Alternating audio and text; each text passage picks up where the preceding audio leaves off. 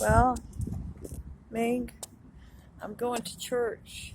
I'm going to a Filipino church from San Bruno Church. I'm going to try. I found out that I was a victim of Carmen's work ethic malfunction when I lived and worked off Murray Boulevard with some people. We were working for a company called Southern Bridal Sales Incorporated. It was a Carmen run ministry out of Bethel Chapel. Me and the Crawfords and several, it was run by Filipino women. It was almost all Filipino women who let us come aboard and work in sales. Because the pay they said was good from church. We went from church, we'd go there in a van every day, go out there, and we'd work 9 to, not 9, it was like, I think it was 8 and 9, depending on the events. If we had events, we'd get in the van and go to the event, have the events. Did that for several years. I got paid every week, every Friday. Our Filipino women. Now it's not showing up on my history of work.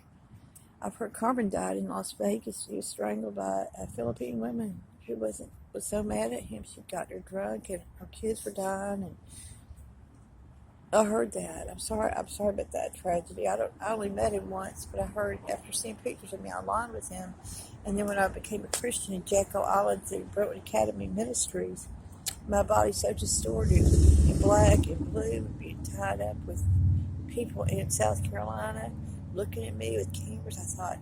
I didn't realize how my body was used over and over at Brooklyn Academy and places for a piece of nasty perverts who couldn't leave children alone. Now, do I sue the whole school? Do I sue?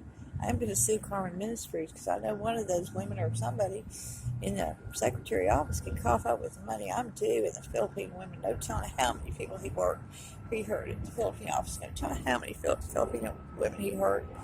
I'm going to call it Pamela Clements and Evan Clements to let them know we need a tough attorney. I want her to write the book about the struggle of Filipino women with the business at Bethel Chapel, how they learned how to tiptoe around someone like him, tiptoe around these gospel freaks, and tiptoe around and say that they try to blame Evans for the nursing ethical codes. And I didn't even know he was into nurses and helping them, like with the university that Pamela had grants to. I didn't know any of that.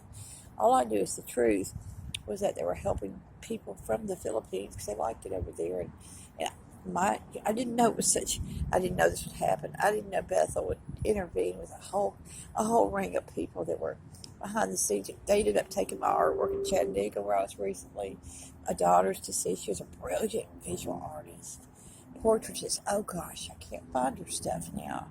She's deceased, but more than anything, she was a good comedian. But I'm sure Pamela would understand how awful it'd be if a child died.